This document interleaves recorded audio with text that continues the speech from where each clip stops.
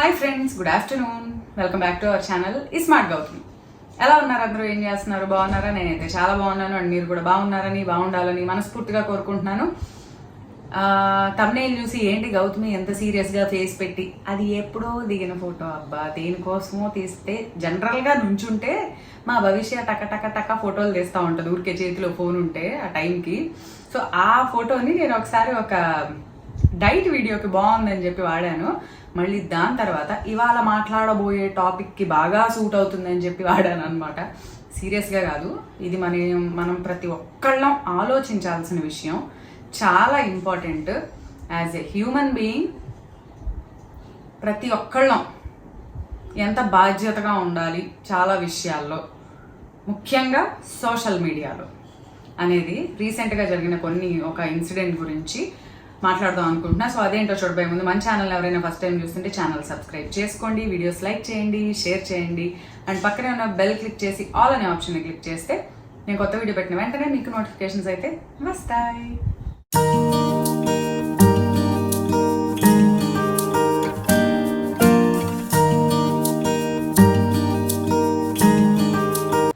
ఇంతకీ వీడియో ఏంటంటే, first of all నేను కూడా ఒక సోషల్ మీడియా ఇన్ఫ్లుయెన్సర్నే అని చెప్పొచ్చు. అంటే 100 మందిలో ఒక 10 మందినన్నా ఇన్ఫ్లుయెన్స్ చేస్తున్నా కదబ్బా నా డైట్ అనే ఒక టాపిక్తో. సో వాట్ ఎవర్, మంచిగా చెప్పాలి, మంచిగా చేయాలి అని అనుకుంటాను. అండ్ నేను మెయిన్ ఈ వీడియోలో ఏం చెప్పాలనుకుంటున్నాను అనేది వస్తుంది టాపిక్. దానికన్నా ముందు సోషల్ మీడియా ప్లాట్ఫామ్ అనేది చాలామందికి ఒక బిఫోర్ ఈ పాండమిక్ ముందు ఎవరో ఇంత ఎక్కువగా వాడేవాళ్ళు కాదు.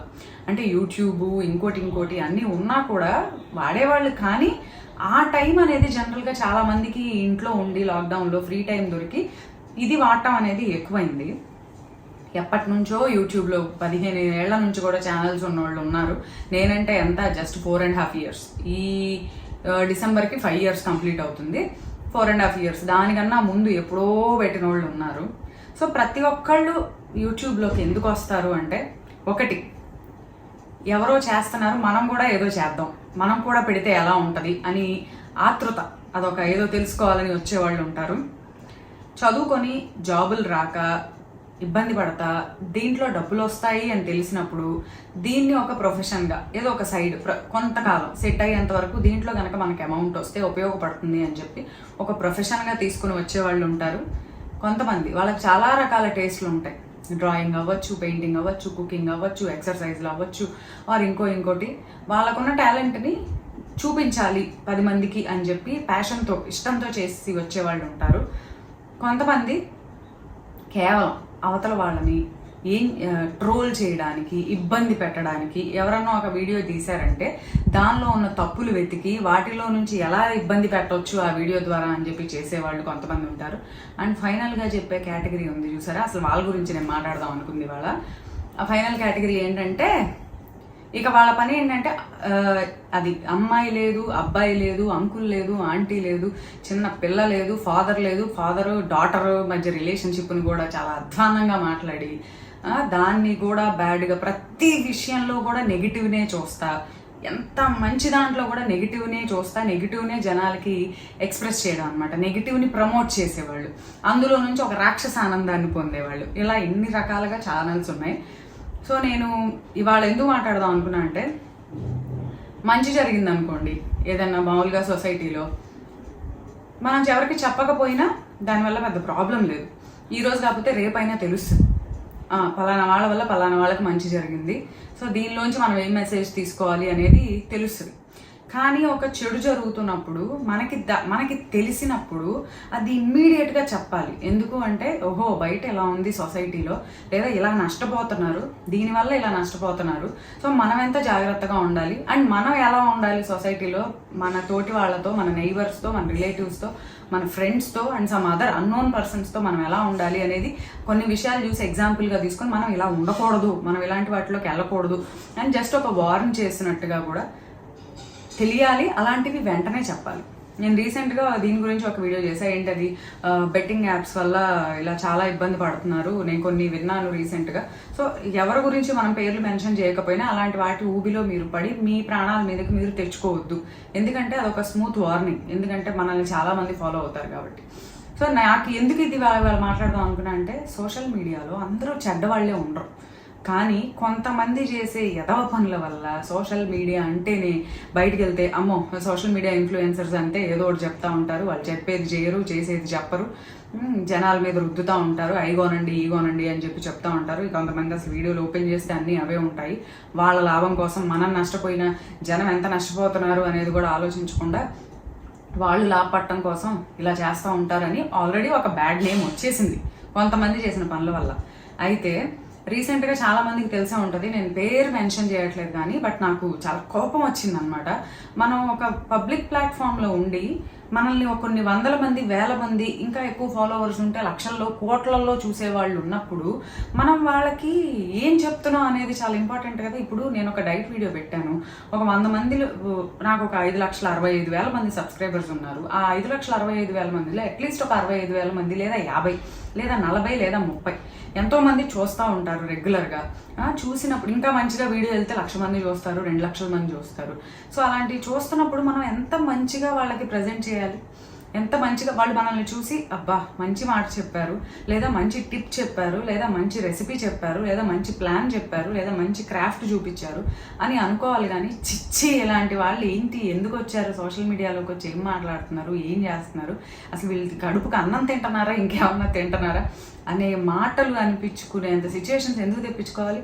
వాళ్ళు చేసే పనుల వల్ల మిగిలిన వాళ్ళందరినీ బ్యాడ్ నేమ్ వచ్చేస్తుంది కదా సోషల్ మీడియా అనే ఒక ప్లాట్ఫామ్కి. రీసెంట్గా ఒక ఇష్యూ జరిగింది చూసారా టీవీలో, అసలు నేనైతే షాక్ అయ్యాను అనమాట. ఏంటి ఇంత నెగిటివ్ మైండ్ ఉంటారబ్బా. ఇప్పుడు మనం ఒక వీడియో పెట్టామంటే ఒక కమెంట్ వస్తుంది, బ్యాడ్ కమెంట్స్ వస్తాయి, నెగిటివ్ కమెంట్స్ వస్తాయి, నెక్స్ట్ జలస్తో పెట్టే కమెంట్స్ వస్తాయి, అట్లా రకరకాల కమెంట్స్ ఉంటాయి. కానీ ఒక అంటే చాలా నేను చెప్తేనే మీకు అర్థమైపోయి ఉంటుంది. ఒక ఫాదర్ అండ్ డాటర్ మధ్యలో ఒక చిన్న క్లిప్పింగ్ని పట్టుకొని, ఆ క్లిప్పింగ్ని తీసుకొని ఫన్ చేసుకుంటా ఆ ఫాదర్ డాటర్ రిలేషన్షిప్ని కూడా చాలా బ్యాడ్గా మాట్లాడుతూ వచ్చిన కొన్ని క్లిప్పింగ్స్ వచ్చాయి. దాని గురించి చాలా సీరియస్ ఇష్యూ అయ్యి వాళ్ళని అరెస్ట్ చేసేదాకా వెళ్ళింది అని. నేను ఎందుకు చెప్తున్నా అంటే, అది మనలాగా సోషల్ మీడియాలో ఉండి ఇట్లానే పీపుల్ని, పబ్లిక్ని, ఇన్ఫ్లుయెన్సర్స్ పేరుతో మనం ఉండి మనం పబ్లిక్కి చూపించేటప్పుడు మనం ఎలా ఉండకూడదు అని చేయడానికి ఒక బెస్ట్ ఎగ్జాంపుల్ కదా అది. అది అసభ్యంగా ఉంది అని చెప్పడం కన్నా కూడా అది ఎలా ఉందంటే అసలు ఒక జుగుప్స కలిగిస్తుంది అంటారు. చిచ్చి అసలు ఎలా కూడా ఉంటారా, ఇలా కూడా ఆలోచిస్తారా, ఇంత చండాలంగా ఆలోచించే మనుషులు కూడా మనకు ఉన్నారా, అందులో మళ్ళీ మన తెలుగు వాళ్ళే, అది కూడా ఇట్లా కూడా ఉంటారా అంటే, ఇంత మంచిలో కూడా అంత చెడ్డ ఆలోచన ఎందుకు వచ్చింది? మీరు చూసేది కాక, మీరు దాన్ని అనుకున్నది మాట్లాడుకున్నది కాక, మీరు దాన్ని పబ్లిక్ ప్లాట్ఫామ్లో పెడితే ఎంతమంది కమెంట్స్లో తిడతారు చెప్పండి. బట్ ఎవరో ఒకళ్ళు 100 మందిలో ఒకళ్ళిద్దరు ఉంటారు ఎంటర్టైన్ అయ్యేవాళ్ళు, అది చూసుకోవడం డెఫినెట్గా ఉండొచ్చు. బట్ రిమైనింగ్ 98 మంది మనల్ని ఎంత నెగిటివ్గా అనుకుంటారు. మిమ్మల్ని అనుకోవడంతో పాటు ఇట్లాంటి ఇన్సిడెంట్లు ఒక 4-5 జరిగాక అసలు ఈ ప్లాట్ఫామ్ చూడకూడదు, అసలు ఏంటిది, దీంట్లోకి వస్తే అన్నీ ఇవే ఉంటున్నాయి, ఆల్రెడీ అలా తయారైందబ్బా. అసలు ఆ ట్రోల్స్ చూస్తుంటే మరి అది ఫన్ కోసం చేస్తారో దేనికోసం చేస్తారో నాకు తెలియదు, కానీ దాని వెనక ప్రతి ఒక్కళ్ళు పర్ఫెక్ట్గా ఎవరూ లేరు. అలా అని చెప్పి ప్రతి ఒక్కళ్ళని ట్రోల్ చేస్తే అసలు చాలామంది ఎంత మెంటల్గా ఫీల్ అవుతారు, ఎంత సఫర్ అవుతారు చెప్పండి, ఎంత బాధపడతారు. మనం అట్లా మాట్లాడుకుంటుంటే మనం ఆ తప్పు చేయకూడదు కదా.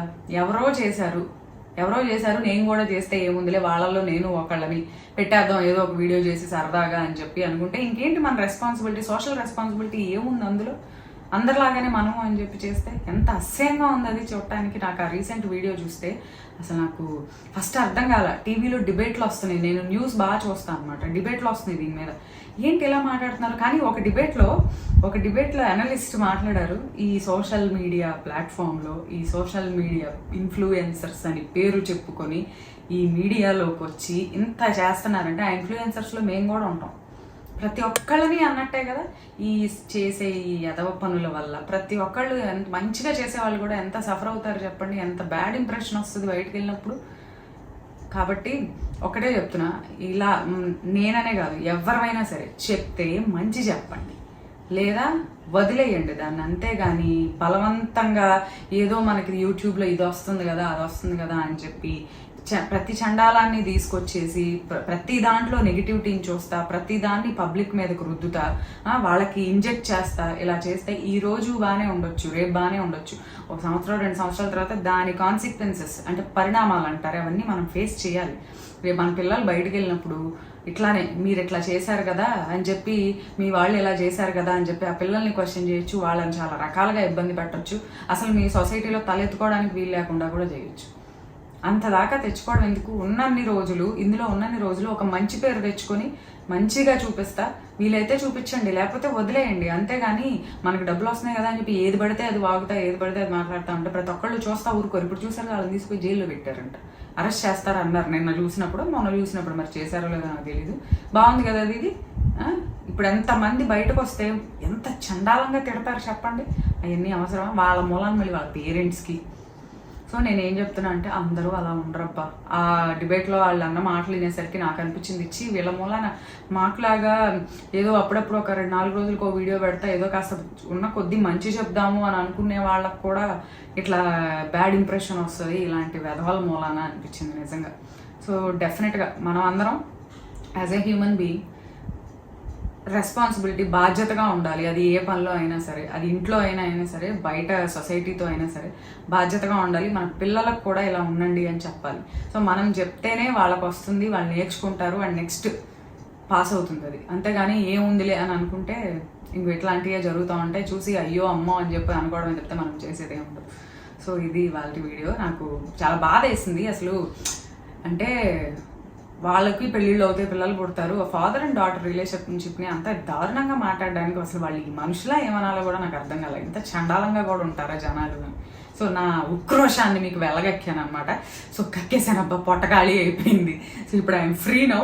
ఎందుకంటే నేను ఏది వచ్చినా ముందు ఇంట్లో మాట్లాడకపోయినా మన యూట్యూబ్ ఫాలోవర్స్, మన ఫ్రెండ్స్తో మాత్రం చెప్పేస్తే అది ఒత్తుతే అనమాట. సో ఆ లోపల బాధని మీకు చెప్పాక మీరు కూడా కొంచెం కమెంట్స్లో పెట్టండి, ఏదో ఒకటి పెట్టండి. ఇది ఆ ఎదవ పనులు చేసే వాళ్ళని తిట్టండి. అప్పుడు కొంచెం మనకు అనిపిస్తుంది అనమాట, వీటిని చూసన్నా ఇలా బుద్ధి వస్తుందేమో అని చెప్పి. సో అదనమాట ఇవాళ వీడియో. ఎవరికి అన్న లాస్ట్లో తిట్టండి అని చెప్పి, తిట్టమని కాదు, రెస్పాన్సిబుల్గా ఉండండి అని వార్న్ చేయడం తప్పు కాదు, అంతే. సో అదనమాట ఇవాళ వీడియో. అండ్ ఇంకో వీడియోతో మళ్ళీ కలుద్దాం. అంతవరకు bye bye, have a good day.